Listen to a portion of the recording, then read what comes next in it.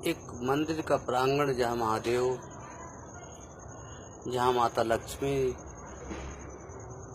जहाँ लोग कष्ट निवारण करने वाले शनि और तमाम लोग एक साथ रहते हों, जहाँ हिंदू मानसिकता और भारत के लोगों के अधिकतम लोगों की मानसिकता विचार करती हो, रहते हों, सोचते हों, जहाँ अगरबत्तियाँ जलती हों, जहाँ मोहल्ले के सारे लोग इकट्ठा होते हों,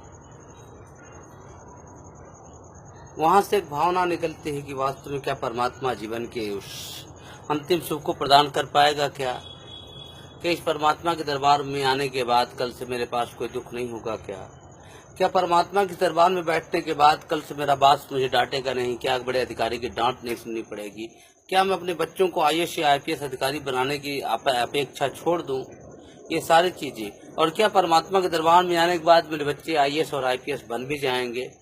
यह पूरे देश की संस्कृति इसी तरफ इशारा करती है।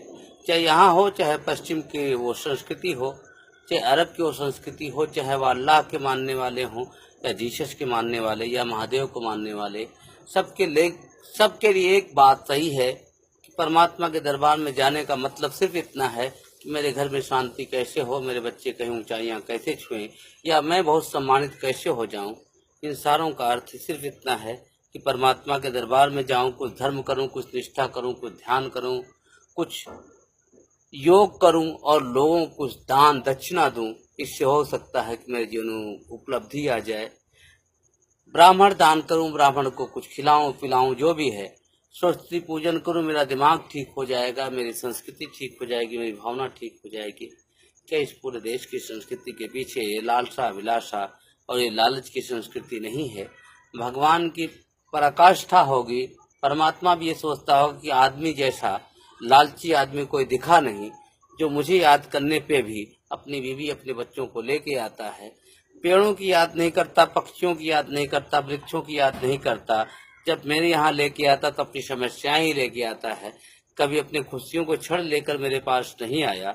इन सारी चीजों के पीछे यह देखना जरूरी है कि वास्तव में आदमी है क्या, आदमी स्वार्थी है या नहीं है।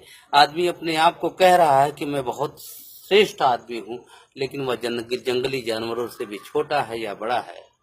ब्राह्मण अपने आप को कहता है कि मैं ब्राह्मण हूँ और मैंने ब्राह्मणत्व के सारे गुण सीख लिए हैं, ब्रह्मा से आया हूँ मैं, ब्रह्मवाणी जानता हूँ मैं।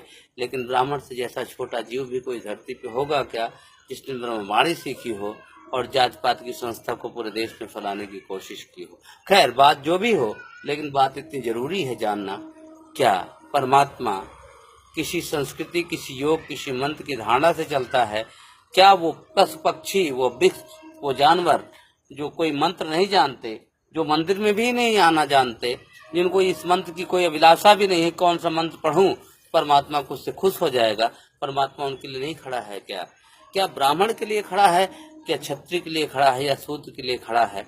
क्या पशु पक्षी के लिए नहीं खड़ा है? अगर सबके लिए खड़ा है तो सबके हित की बात करने वाला मनुष्य सिर्फ अपने मंत्रों पे ध्यान क्यों दे रहा है?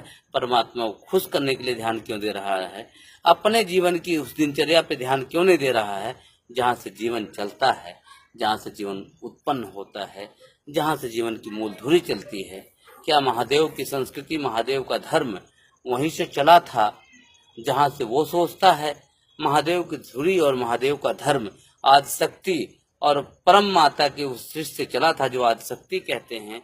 ध्यान, क्रिया, संकल्प के बाद माँ भी नहीं पा पाई, उस आदिशक्ति भी नहीं पाई, वो देवी नहीं पा पाई, और इसके बाद उसे फिर संघर्ष करना पड़ा फिर पाने के लिए। कभी गंगा, कभी आदिशक्ति, कभी सती बनी। क्या सती के जीवन का उत्कर्ष ये है? और सती को महादेव ने सिर्फ इसलिए सती कर दिया कि वो सती हो जाए? नहीं, महादेव ने सती इसलिए किया था कि मुझे पाने का मार्ग सिर्फ प्रेम है, तुम्हारा तप नहीं, तपस्या नहीं है, और प्रेम के रास्ते से ही जीवन जिया जा सकता है। ये पशु पक्षी सारे ईमानदार हैं, ये वृक्ष सारे ईमानदार हैं, ये सारे सांप और वृक्ष और ये सारे जानवर मेरे साथ बारात में तुम्हारे आए थे, सबके सब ईमानदार हैं, सब परमात्मा की अनुपम अनुकंपा हैं। सती, तुम्हारे पिता ने मेरा अपमान किया था, मेरा अपमान नहीं किया था, इनका अपमान किया था, तो मेरा ही अपमान था। क्या जीवन में ये समझा जा सकेगा? नहीं समझा जा सकेगा तो हिंदुत्व को कभी नहीं समझा जा सकेगा। सिर्फ इतने कहने के लिए मैंने ये बात की है।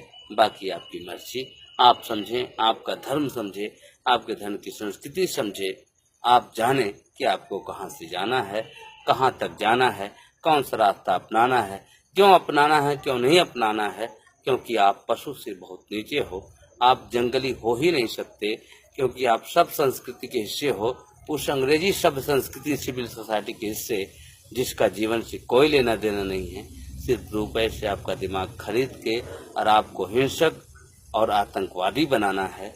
आप उस संस्कृति के हिस्से नहीं हो सकते जो भारतीय संस्कृति के हिस्सा है, जहाँ प्रेम और भाव और धर्म सबसे बड़ी चीज है। जय हिंद, जय भारत।